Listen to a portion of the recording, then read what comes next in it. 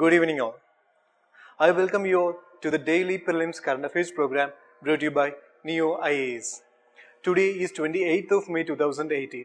The topics we will be dealing today are listed here, and they are International Food Policy Research Institute IFPRI, Aravind Ghosh, S400 tram, Chicxulub Crater, Ireland, and finally under current affairs capsule we have green cricket. So the first topic for the day is International Food Policy Research Institute, IFPRI.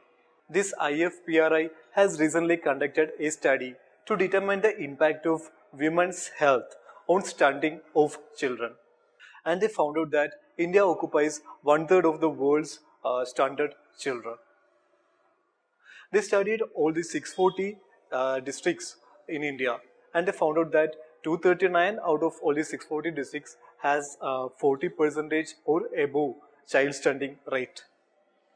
Only 29 districts have child stunting between 10 to 20%, which is the lowest range. So this child stunting is attributed to economic, health, education and hygiene factor. So the four parameters that determines stunting is level of body mass, education, age of marriage and antenatal care. So what the research highlight is a need for targeted policy intervention to combat child stunting. So more about IFPRI. It is an international agricultural research center established to improve the understanding of national agricultural and food policies and to bring up innovations in agricultural technology. It is established in the year 1975 and it is located in Washington. Its vision is to develop a world free of hunger and malnutrition.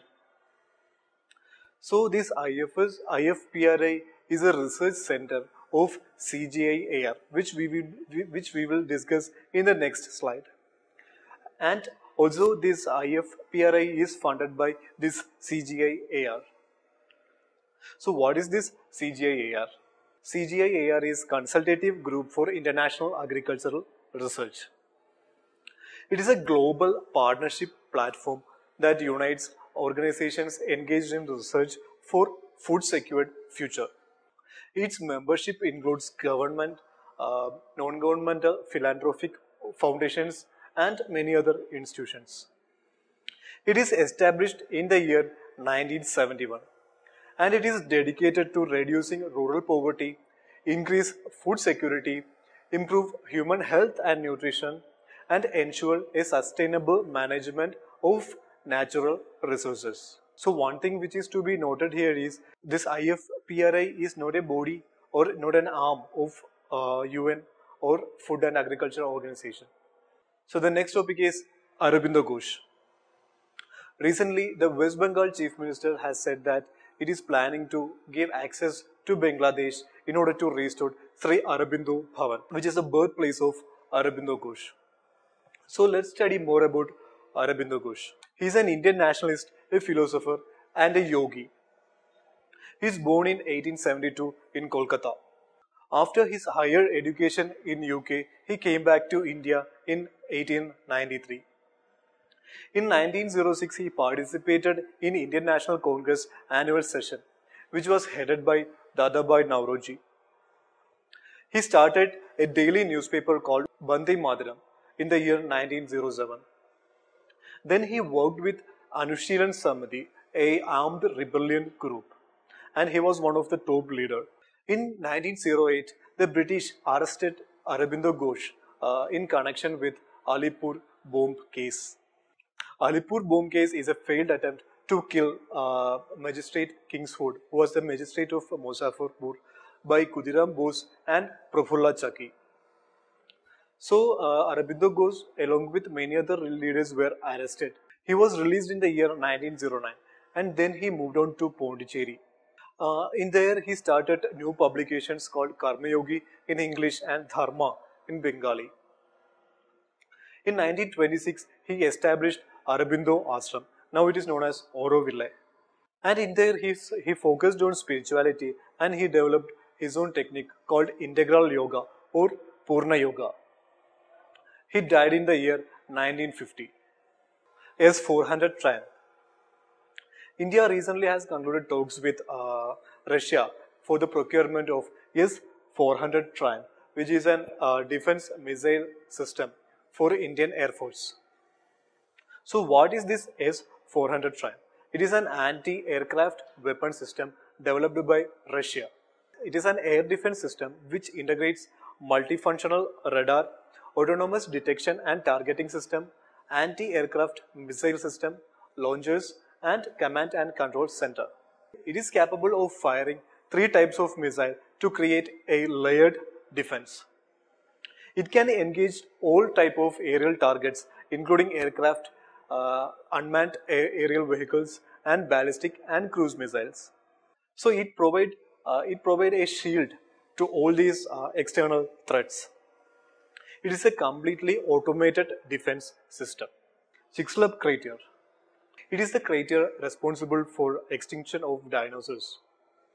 Recently, a study has found out that the impact of this crater increased the temperature of the Earth by 5 degrees Celsius for about 1 lakh years. So more about Chicxulub Crater. It is located in Yucatan Peninsula of Mexico. It was an asteroid. It was formed by an asteroid of size of around 10 to 15 kilometers of diameter. Its impact led to extinction of almost 75% of world's animal and plant species. So there is a debate still going on regarding the impact of the asteroid, whether it cooled the Earth or it warmed up the Earth. So one side says that the impact released a large amount of dust particle or soot, which blocked the incoming solar radiation and cooled down the Earth for years. But another team argues that the carbon released due to the impact from the Earth crust as well as the carbon from wildfires has a warming effect. So it is still a debating topic, and this study might shed light to find an answer to this debate. Ireland. Ireland is frequently there in news regarding its restrictive abortion law. Recently, the government has granted full right to women to choose regarding abortion. So more about Ireland. It is an island in North Atlantic. It is separated from Great Britain by North Channel. You can see it in the image. Politically, Ireland is divided into two. One into Republic of Ireland, which is a separate country, and the other is Northern Ireland, which is a part of United Kingdom.